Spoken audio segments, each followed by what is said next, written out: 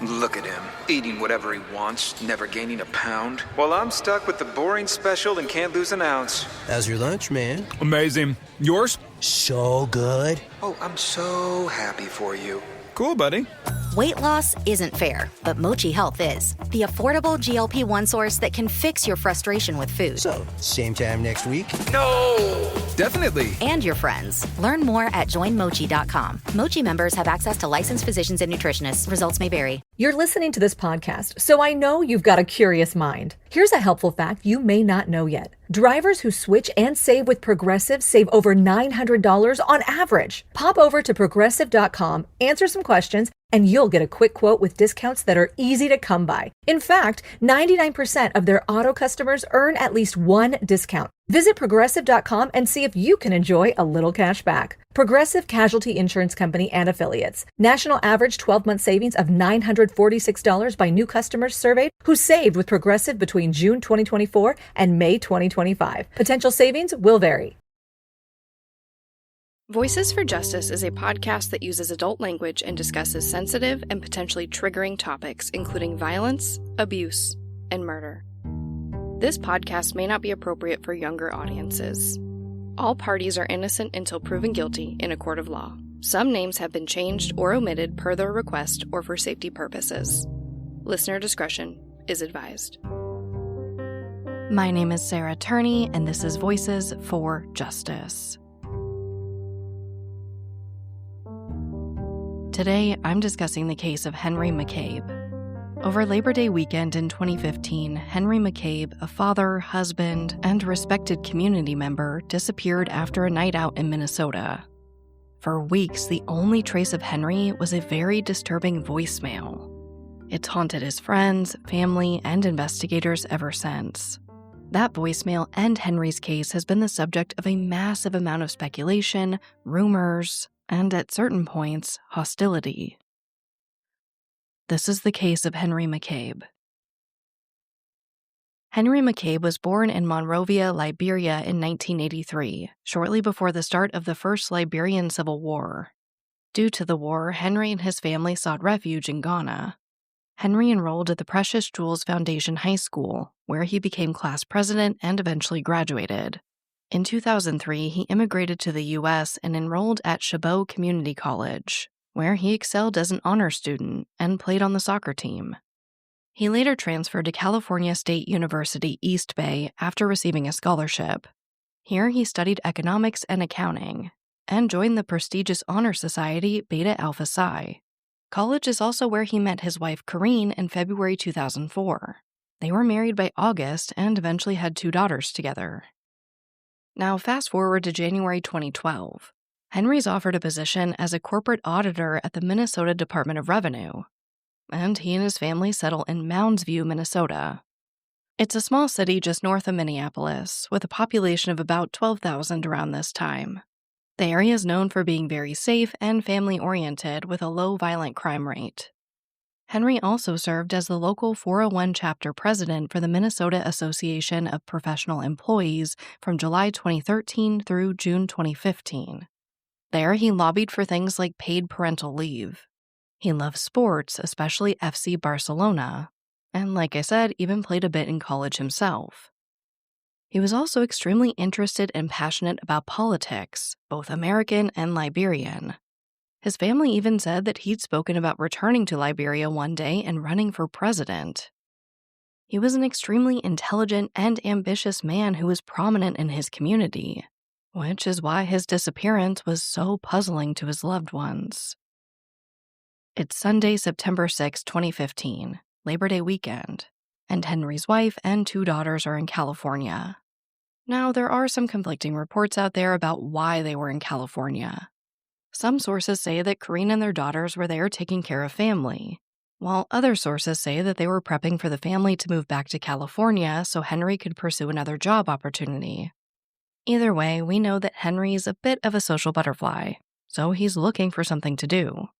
According to reporting by Investigation Discovery, Henry's 2 nieces were staying with him over the holiday weekend, so they all decide to go to a barbecue.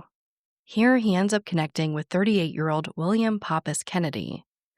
Kennedy would later tell KARE 11 News that this was the first time he and Henry spent time together, though they did know each other from Liberia.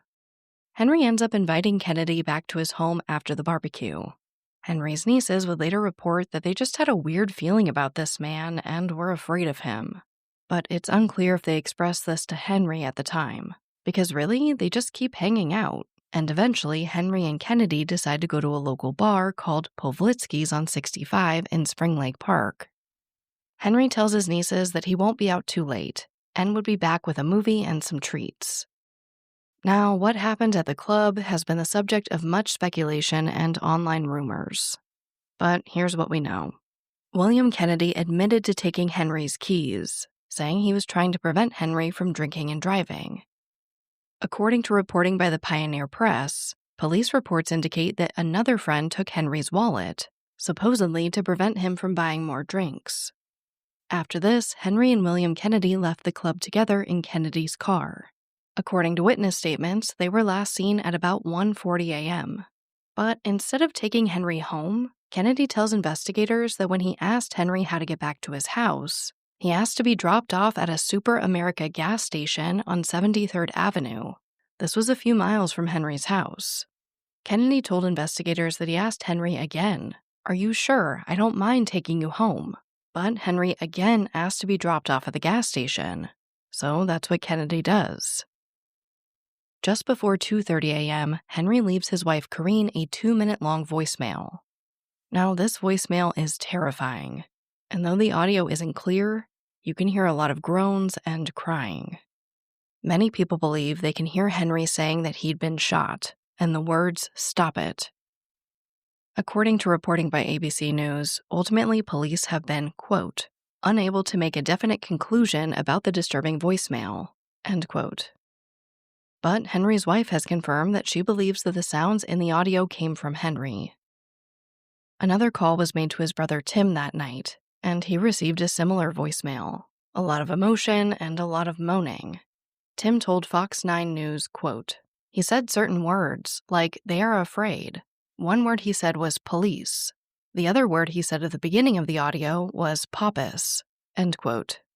That audio has never been released. This episode of Voices for Justice is sponsored by Chewy. If you have pets, you probably know about Chewy, and you also know that when they say that they have everything you need to keep your pet happy and healthy, they're not messing around. To keep them happy, Chewy has over 100,000 products from all the brands my pets love at prices I love. To keep them healthy, Chewy offers pet prescriptions, pet insurance, telehealth vet visits, and they're even rolling out vet clinics across the country.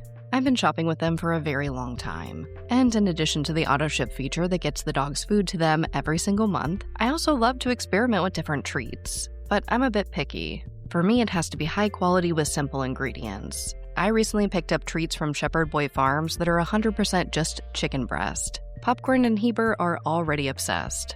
Chewy has everything you need to keep your pet happy and healthy. And right now, you can save $20 on your first order and get free shipping by going to chewpanions.chewy.com/Sarah E. Turney. That's chewpanions.chewy.com/Sarah E. Turney to save $20 on your first order with free shipping.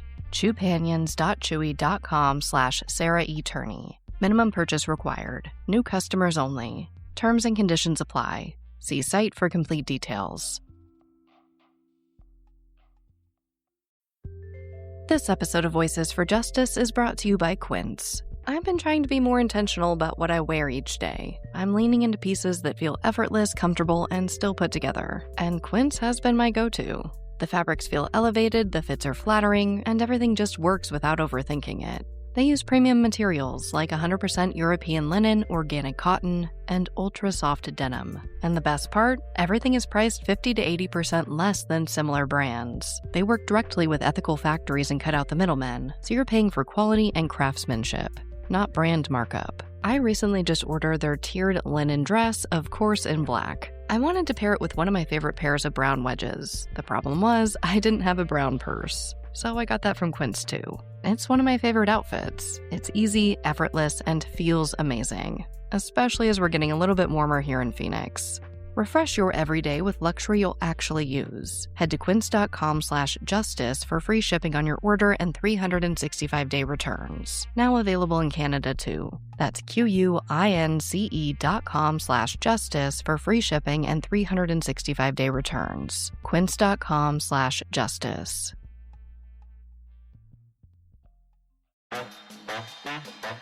At DSW, we ask the important questions, like, what shoes are you going to wear? Whether you're prepping for wedding season, festival season, or just planning the ultimate vacay, the right shoes can make or break an RSVP. So own the moment.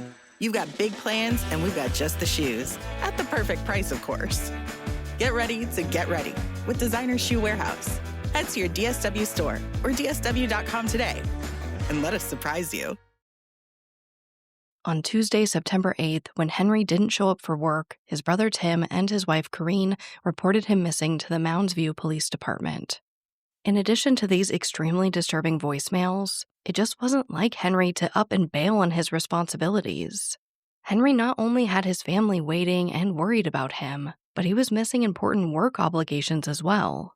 Being upset and needing a breather was one thing, but for most people who knew him, this was something completely different.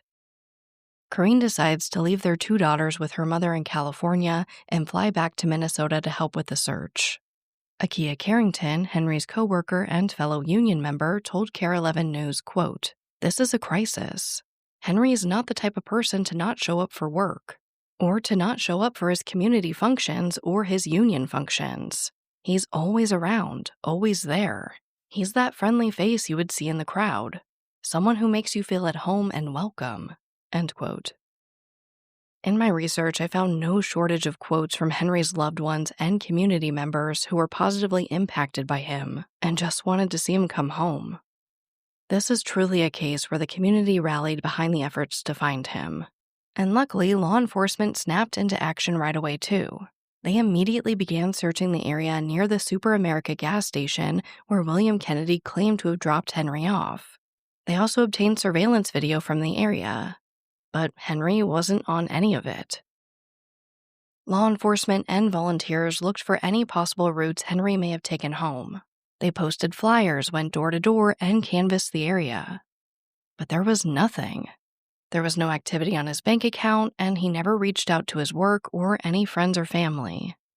And on September 16th, his 32nd birthday came and went without his loved ones knowing where he was. Mounds View Police Chief Thomas Kinney said that Henry basically dropped off the radar, and later said, quote, "We aren't ruling out any possibilities, whether it be he disappeared on his own, or if there was some kind of accident involved, or if there was some other intentional act of harm someone tried to bring upon Henry." End quote. Now, there were quite a few agencies involved in Henry's case at this point. The local Mounds View Police, the FBI, and the Minnesota Bureau of Criminal Apprehension. They were all working the case.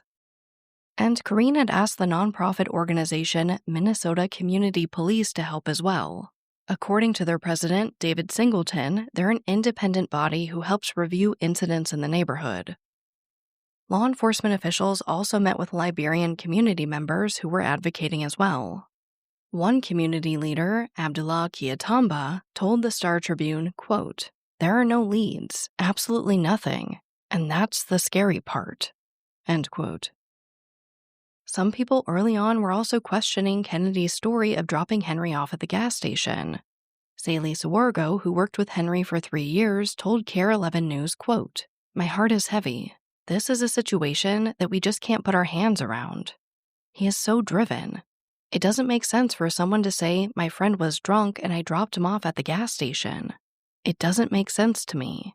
End quote. Now, by the end of September, there are a lot of things happening in Henry's case. Advocates both in Minnesota and in California were asking the public for more support, saying the investigation was moving slowly. Their hope was that more support from the public might engage the police department. They were frustrated and wanted more answers, and didn't want his case to go cold. While on the other hand, David Singleton was making statements that law enforcement was doing all they could, and that it was bad characters within the case that were causing delays in finding Henry. Police Chief Kinney acknowledged and responded to their frustrations, saying his department and the FBI were actively investigating Henry's case, and that they were doing as much as they could. And around this same time, they make a huge discovery. After requesting and analyzing Henry's phone records and data, they see that he made 3 calls after he was last seen. The subject of those calls is highly debated, and I was unable to find a credible source as to who he made these calls to. But Corrine says that Henry made at least 1 call to her that night, where they argued after she accused him of infidelity. We'll get back to that. They also find that his phone last pinged near Silver Lake Road and Mississippi Street in New Brighton. This is about 5 miles from where William Kennedy said he dropped Henry off and last saw him. So investigators go back to Kennedy and ask him about the discrepancy. And he basically says maybe he'd gotten confused and he dropped him off at a different gas station. Now, it's worth noting here that investigators did secure a warrant for Kennedy's cell phone records as well. After this, Kennedy approached KARE 11 News himself to share his story. He said he was being attacked on social media and had to take time off work. He stood firm that he didn't hurt Henry and offered to pay for and take a polygraph test to clear his name, adding, quote, "I wish I'd never given him a ride with all that's going on. I wish I never did. We were not friends, more like acquaintances," end quote. Chief Kinney told the media that Kennedy was not a person of interest and that his story was just one of many that they were currently investigating, while at the same time, David Singleton was outright accusing Kennedy of lying about what happened that night. After analyzing the cell phone data and cross-referencing that with surveillance in this new area, police discovered that Kennedy did not drop Henry off at the Super America, but instead dropped him off at a completely different gas station called the Holiday Station in Fridley, even further from the bar and Henry's home. Surveillance video here shows Kennedy stopping the car, Henry getting out and walking away seemingly unharmed, while Kennedy also drives away. So we have 3 locations here. The first location where Kennedy says he dropped Henry off at, the actual gas station Henry was dropped off at a few miles away, and where his cell phone last pinged. Law enforcement and volunteers searched the new areas of interest, but nothing was found that could lead them to Henry. According to reporting by Pioneer Press, a search warrant revealed that Henry's life was a little turbulent at the time of his disappearance. He didn't have a lot of money, and a recent rent check had bounced. He'd also recently received a bad review at work. This fueled rumors that maybe Henry left on his own accord, or possibly died by suicide. Really, at this point, it seems like investigators are just banging their heads against the wall. They send these voicemails off to the FBI for, quote, further analysis and cleaning up, end quote, but it's unclear what came of those efforts. Near the end of October, there was a $10,000 reward for information leading to Henry's whereabouts, but that reward was rescinded by the Minnesota Community Police not long after. According to reporting by KARE 11 News, a few days after Corrine hired a new agency to help search for Henry, the nonprofit previously assisting with the case, the Minnesota Community Police, began casting suspicion on Corrine. They rescinded the $10,000 reward, said they were no longer working with Corrine, and accused her of withholding information that they believed would lead to finding Henry alive. They also sent an audio recording of a private conversation they had with Corrine to all major news outlets in their area. Singleton said that this would prove his claims, though as far as I could find, none of the news stations he shared this audio with chose to publish it. In relation to their claims against Corrine, David Singleton said, quote, "She is withholding information that we believe could lead to the location and recovery of Henry McCabe. We feel like we've all been misled. We have an ethical and moral obligation to the community and this organization to do the right thing." End quote. Now, Corrine disputes these allegations. She says that the agency didn't stop working with her, she fired the Minnesota Community Police and hired a new agency that were a better fit for her family's needs. She also said that she told police everything she knew. It really was a case of he said, she said, and people were divided. Some people believe the nonprofit was just upset after being fired, and that Singleton in particular was lashing out against Corrine, while others thought that maybe she knew more than she was saying, and may have even been responsible for Henry's disappearance. But it seems that the truth is somewhere in the middle. I can't speak to the relationship between Corrine and David Singleton, but I've seen a video of her speaking with investigators, and she flat out told them that she does believe Henry was cheating, hiding, and might be alive somewhere on the East Coast. She also told them that when she spoke to Henry on the phone that night before the voicemail, she accused him of cheating, and she said that she was coming home from California to talk to him about it, and, quote, put a stop to your cheating ways, end quote. She adds that she thinks Henry may have gotten another woman pregnant, panicked, and left. She thinks he's alive, and he was scared of this potential secret pregnancy ruining his life. So while Corrine may have not told David Singleton this information, she did tell the investigators on Henry's case what she knew and believed. But it wasn't long after this that both Corrine and David Singleton were unfortunately proven wrong. Henry was not out there alive somewhere. On November 2nd, 2015, at about 4:20 p.m., a kayaker discovered Henry's remains, partially submerged in Rush Lake, 6 miles from where his phone last pinged.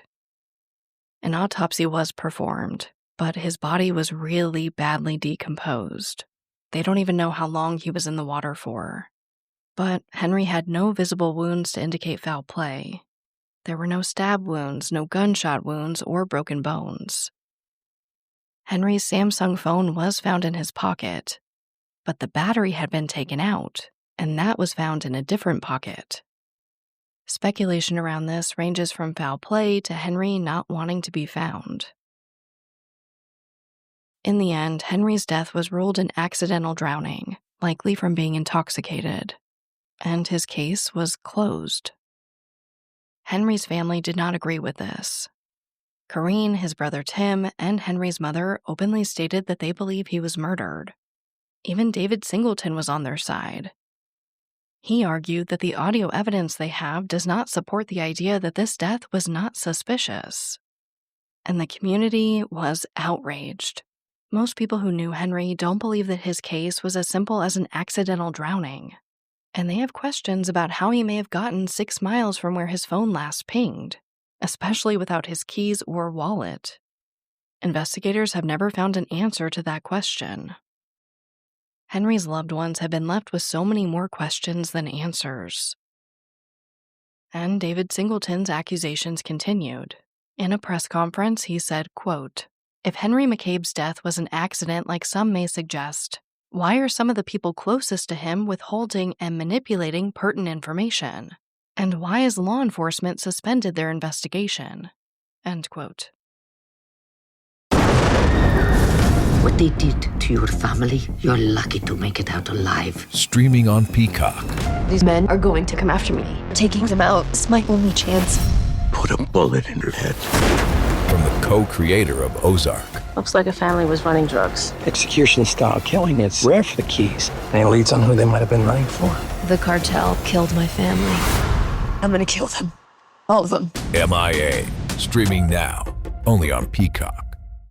Ryan Reynolds here from Mint Mobile with a message for everyone paying big wireless way too much. Please, for the love of everything good in this world, stop. With Mint, you can get premium wireless for just $15 a month. Of course, if you enjoy overpaying, no judgments, but that's weird. Okay, one judgment. Anyway, give it a try at mintmobile.com/switch.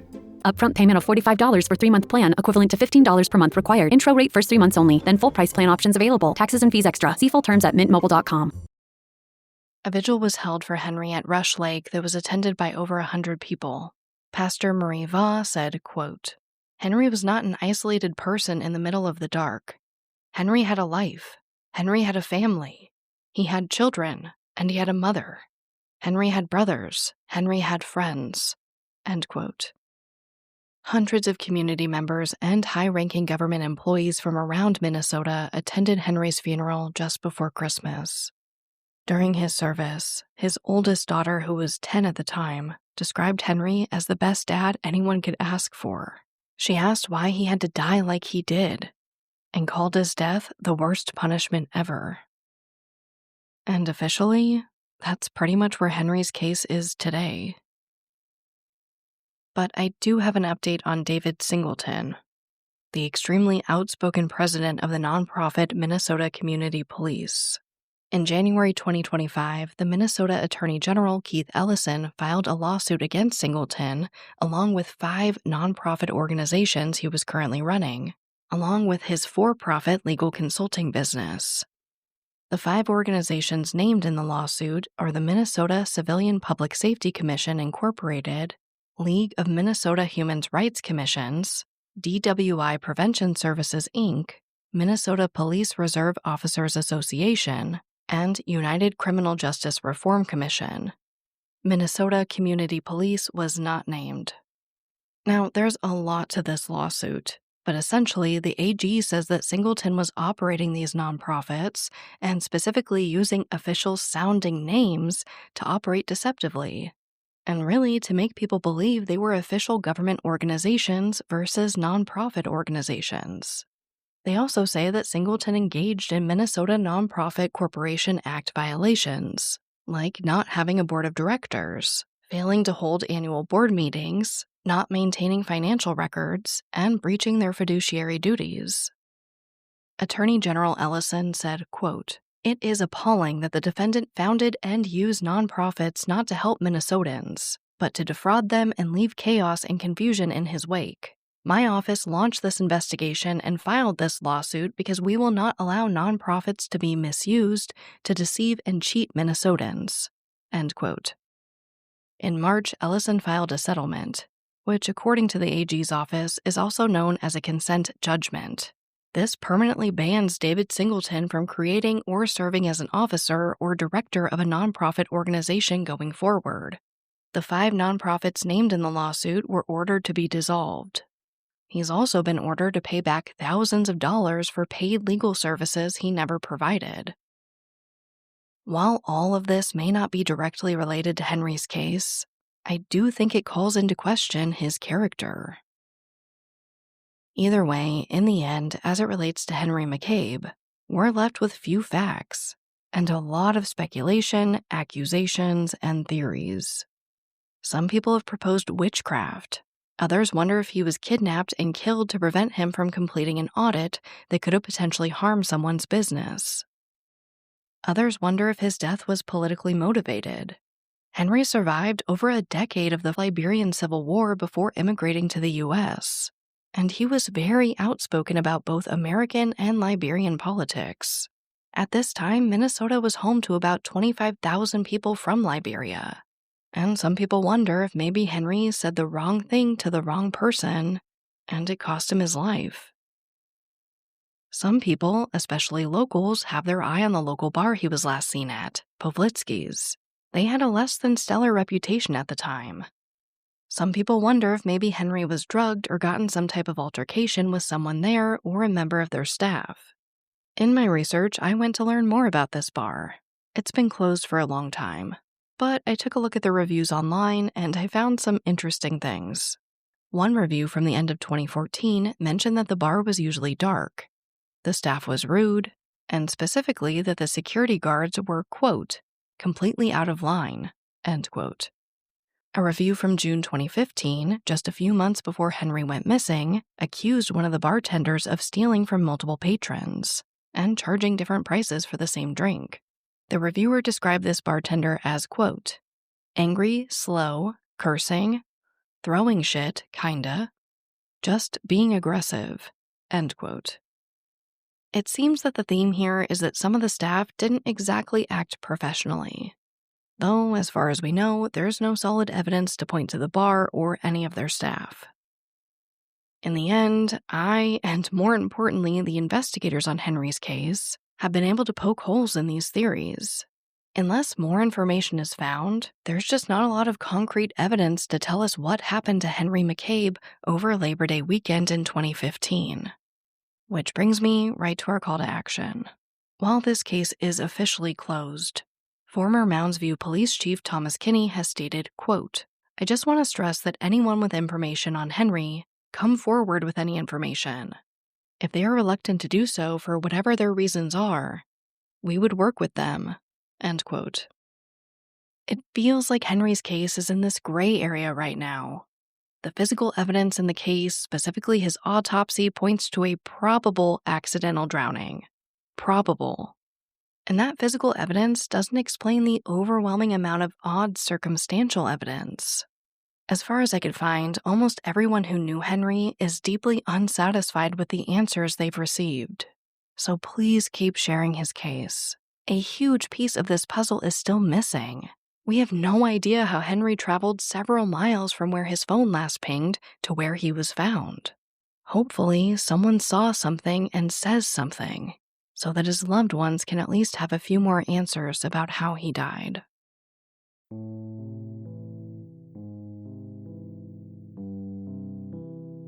As a reminder, Henry McCabe was 31 years old when he was last seen on September 7th, 2015, at the Holiday gas station in Fridley, Minnesota.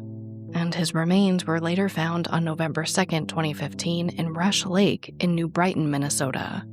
He was black with brown hair and brown eyes, about 5'11" and weighed approximately 175 pounds. Anyone with information about Henry's death is asked to contact the Mounds View Police Department at 763-717-4070. But as always, thank you, I love you, and I'll talk to you next time. Voices for Justice is hosted and produced by me, Sarah Turney, and is a Voices for Justice Media original. This episode contains writing and research assistance by Rebecca. If you love what we do here, please don't forget to follow, rate, and review the show in your podcast player. It's an easy and free way to help us and help more people find these cases in need of justice.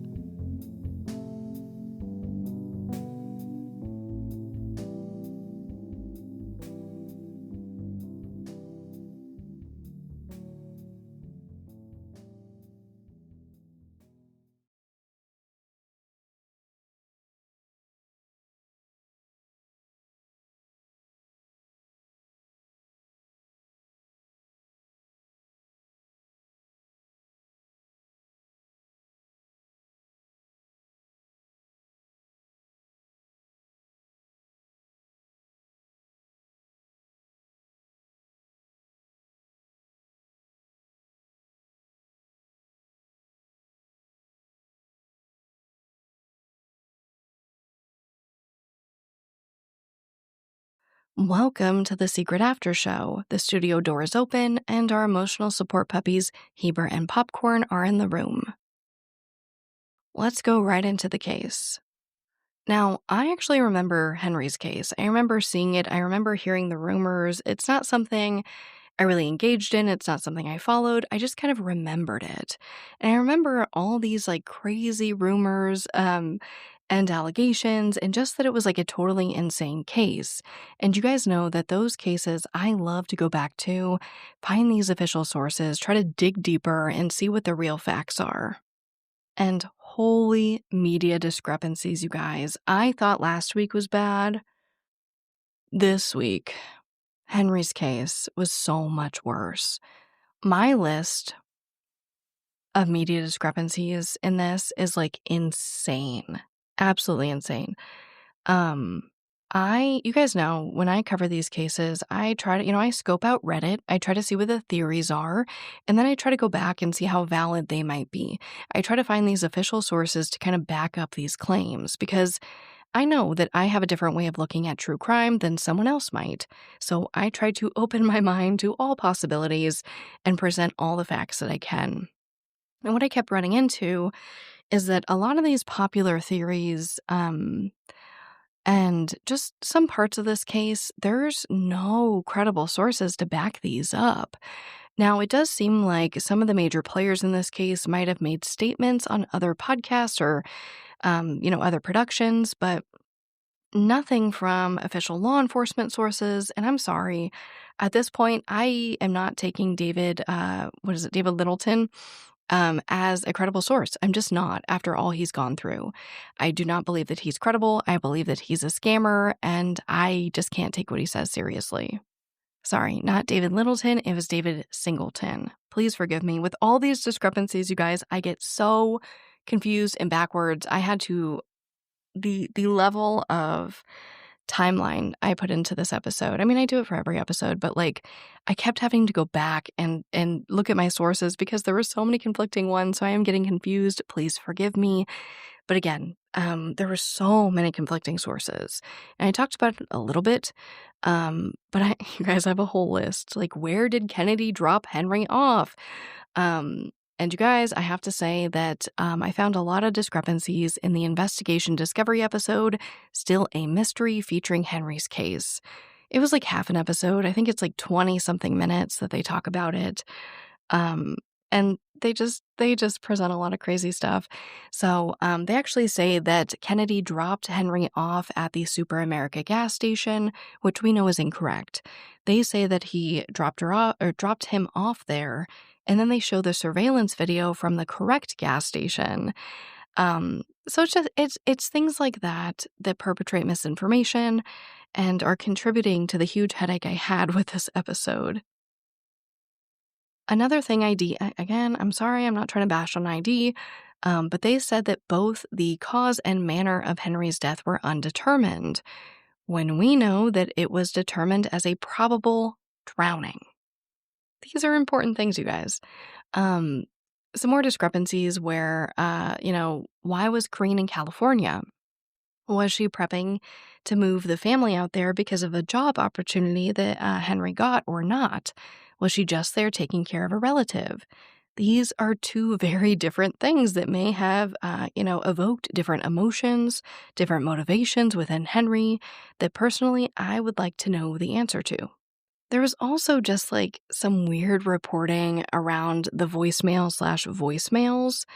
In one credible source, they basically said that Corrine was like currently on the phone with Henry and then patched his brother in, but his brother didn't answer, so that was the voicemail that was left. While other reporting, clearly says that there are two voicemails, which is basically what Tim says. In his interviews, he alludes to this being a completely separate call. They even say that the audio from the second voicemail was never released. So because, I would say 90% of sources claimed one thing and 10% claimed the other, I did just move forward with that in the episode. But it adds to the confusion. And again, it's hard. I want to know what was real in this case and what wasn't. And I think because there was so much, I guess, like bickering and back and forth, specifically between, Corrine, community members, and David Singleton, it's hard to know. And at this point, I will say that while I did present, David Singleton's part in all of this because he was a part of the case, there's no denying that, I do find it hard to believe what he said, given what we know about him now. So take that for what you will. But I want to circle it back to a larger theme about advocacy in true crime. Now, I think it's one thing when a family member says, and again, I'm biased, you guys know, I think it's one thing when a family member says, I'm an advocate, I'm advocating for my loved one, right? I'm advocating for Alyssa. I think it's different when people advertise themselves as advocates. I am an advocate overall in true crime. I do advocacy work in true crime. Whenever I see that, I get really nervous. Until I can find law enforcement or family, backing this person up, it makes me nervous. And it's because of people like David Singleton. It's because of a lot of people that I don't wish to name right now because I do not want the wrath or their fury at me. I've seen it in true crime. People scam families in true crime. It happens. It's the same with, searchers or psychics. Some people who claim to be advocates, maybe it's not malicious. Maybe they just don't know what they're doing. Maybe they don't understand the extreme responsibility that comes when you say to a family, I'm going to help you. I'm in your corner. I'm going to be the person who speaks with police for you. I don't always think it's malicious. But I do think that whenever you hear that term advocate, when you hear somebody advocating as an advocate, advertising themselves as an advocate, it's worth taking a second, pausing, and evaluating that. Now, that being said, I will say that I've also met amazing people who advertise themselves as advocates, who I think truly are advocates for the cases that they work with. So take that for what you will. I think it's fair to say that just as we should be asking questions when it comes to these cases, we should still be asking questions when it comes to people who want to help these cases. I think that's fair. Now let's move on to the hero of this episode. I have two. I have the Liberian community, which isn't one person. I just found so many statements, and in the videos of the searches and speeches and press conferences, this community came out in droves. So that's why they are named one hero of this episode. I also wanted to name Henry a hero of this episode, and I know nobody's perfect, you guys. But again, the statements from his community about what he was doing for them. I mean, he was fighting for paid parental leave. He was fighting for, his community in the US and in Liberia. And I will say that there was one testimonial that really, really tugged at my heartstrings. A child came forward and they were helping search for Henry and basically said that this child was not related to him, and said that Henry, really supported him and came to all their sports games. I forget the exact sport, and would cheer them on. And since Henry was missing, they really, really missed that. It was just cool to see. I don't know, maybe it's just like today's day and age. I feel like there's less community, and seeing the Liberian community and seeing what Henry did for his community was really meaningful. So that's why they are my heroes of this episode. But let's move on to our segment of hope. This is from ABC News in an article written by Emily Shapiro called "Cold Case Solved Over 50 Years After a Young Mom Was Killed, Her 3-year-old Daughter Left Alive." It's really, really sad. It's a case out of Indiana, and essentially this mother, Phyllis Baylor, was 26 when she was killed, and her 3-year-old daughter was left with her body. So again, this is an old case. This is back on July 7th, 1972, when Phyllis was taking her 3-year-old daughter from one area in Indiana to another to visit her parents, but never made it. Her car was found the next morning, and her daughter was there with her body. Phyllis had been sexually assaulted and shot to death, but luckily her daughter was unharmed. Eventually, there was a partial DNA profile developed from her clothing, and it did eliminate their main suspect. But it didn't solve the case. Until 2024, when they found a, quote, "a much stronger DNA profile," end quote, from her clothes. And you guys, what did they use? Genetic genealogy to find him. Police identified Fred Allen Lineman as the person who left DNA on Baylor's clothing, authorities announced on Wednesday. Now, Lineman, or however you say his name, was killed in Detroit in 1985, but now her family has some answers. This one was pretty straightforward, straight to the point, and it makes our segment of hope for obvious reasons. And it gives me another opportunity to say that if there's anyone out there who's terrible and listening, and perhaps you committed a crime over 50 years ago, you might just be caught.